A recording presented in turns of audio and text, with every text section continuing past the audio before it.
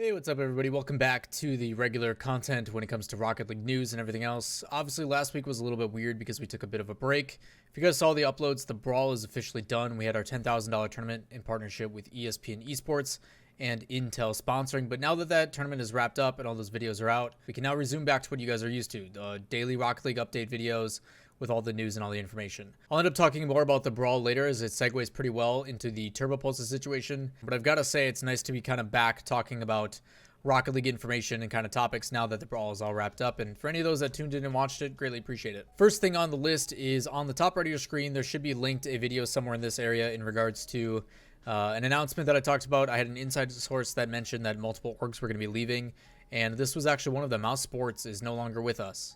They state that after almost 2 years, we're sad to withdraw from the Rocket League scene for now. It has been an exciting time with our current and former players, coaches, and all the fans worldwide. Thank you all. They don't really give us a lot of detail. They don't really tell us a whole lot of things in regards to why they're leaving or what their reasoning is. But the big thing that I think about immediately is obviously the players' well-being, and this is now Speed and Cooks are having to look for yet another org, no backing, no pay, and a similar situation that ends up coming to for Fruity. There's been a lot of rumors that Fruity is going to be playing with them. That's where he is headed as a final spot. We did get to see Cookser and Speed compete with Fruity in Euro Cup, where they, I think, played relatively well. So again, this is going to be Fruity in another situation too, where if he ends up going to this team, there's no pay, there's no backing after literally just going from Rec to Oxygen, and now he's got nothing as well. These are players' livelihoods, their well-being being taken care of by these orgs, and the more they come out and the more they leave, the worse situation these guys are in. It's kind of a big concern as some of the players who may or may not stream, especially someone like Cookser.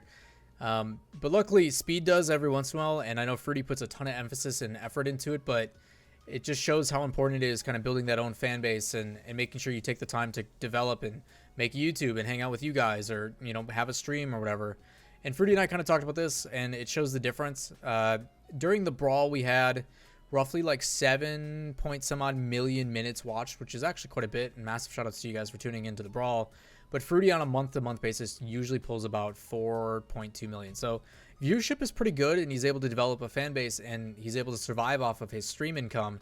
And that's something that Cookser lacks and Speed dabbles in very, very minimally. So it just goes to show the importance where you never know what really happens. Despite these guys playing professionally and they have a lot of things like a big salary backing them, at the end of the day, there is really no guarantee. So it is better to put themselves in a position as long as it doesn't interfere with them competing. I'll try my best to reach out to the organization and see if they have any comments or concerns about what's going on or what this all means, but no guarantees, unfortunately. Recently, Turbopolsa also was asked in stream chat if he is signing with Envy, to which he replied, "No, I'm going back to Europe in 2 weeks." A couple things to break down on this one, but the biggest surprise to me is the fact that the subreddit just takes his word for granted and all believe that he is going back to Europe, which kind of confuses me because I thought we were smarter than this. When things are happening behind the scenes, pros are not just going to come out right and be like, yep, that's what's happening, before legal teams and everything else in their org backing is able to announce. The organizations want to announce the information first, especially when they have an org that is backing them. Either way, Turbopolsa would not confirm nor deny anything that this is coming to light of. Why would he publicly state what is happening, whether he is going back to Europe or if he is staying here in the United States? There is literally zero reason for him to give that information. It's the exact same reason when people give me information, I cannot confirm or deny, and it is easier for the players to just say, nope, it's not happening. Now, I'm not trying to say that for sure he is staying here, but people need to understand that pros are going to always deny. Case in point, when Squishy was asked about the Cloud9 situation after I had said, like, hey, I think they're leaving, he denied it the entire time. Because whether he knows it or not, or whether things are finalized or not, it is better to deny all allegations until the information is made publicly. So again, I want you guys to think for yourselves, and it transitions really well into talking about the Brawl 10K. This is a player whose entire career has basically been founded by, this player is clutch. When teams need wins, Turbopolsa finds a way.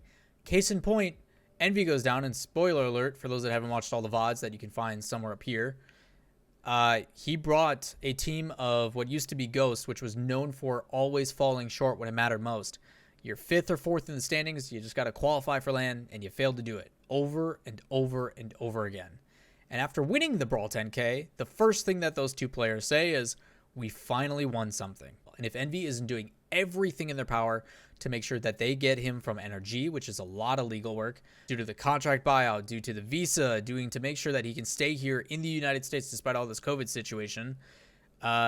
I do not know why Envy would do anything in their power but to pick up what is most likely the best free agent available across both regions. I guess Scrub Killer can be considered too, but with COVID, like moving to the United States just isn't a thing right now.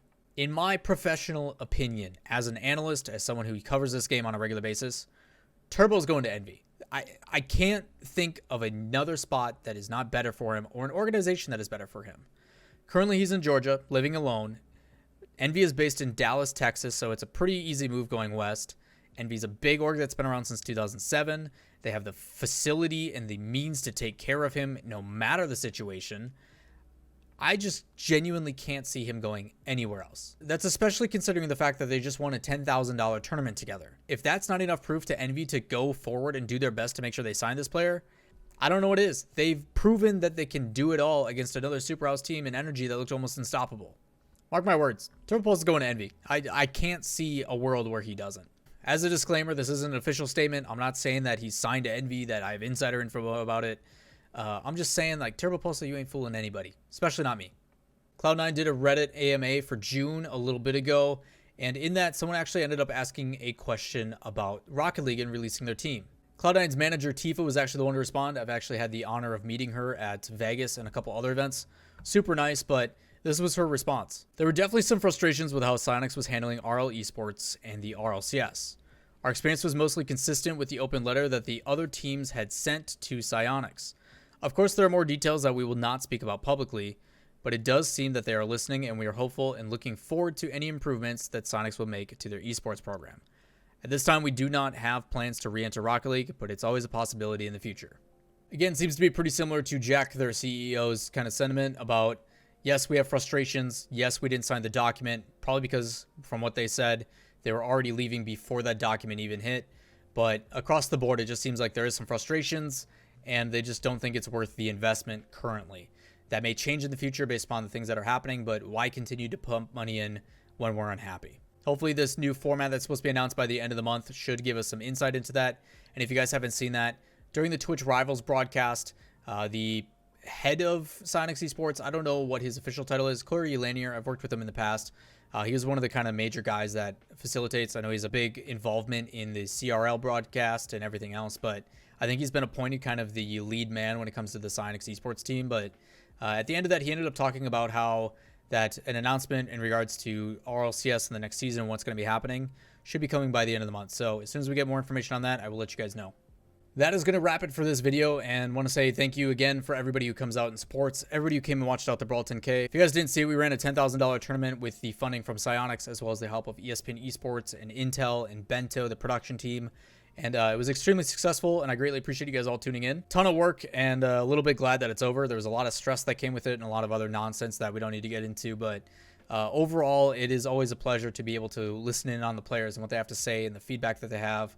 All the special guests that ended up stopping by, between professional players from different regions, different casters. I mean, you name it. It was a really fun event for me, and hopefully you guys can go back and enjoy those VODs and watch those as much as you would like, as they have all been uploaded and timestamped, so you guys can kind of jump through the videos without any spoilers if you haven't seen them already. At the end of the day, though, I'm excited to come back and start talking more about the Rocket League current events and sports that are going on. And if you guys don't know, I actually do this every day on my stream as well. If you come over to twitch.tv/Lawler, we usually start about 2, 3 in the afternoon Central Time, which is like 3, 4 EST roughly is when we start. But a lot of this is kind of covered live on my stream, where any current events or anything that are going on are open discussion, where you guys can come and talk and pick my brain and ask me about rosters, which I update, and all that kind of stuff.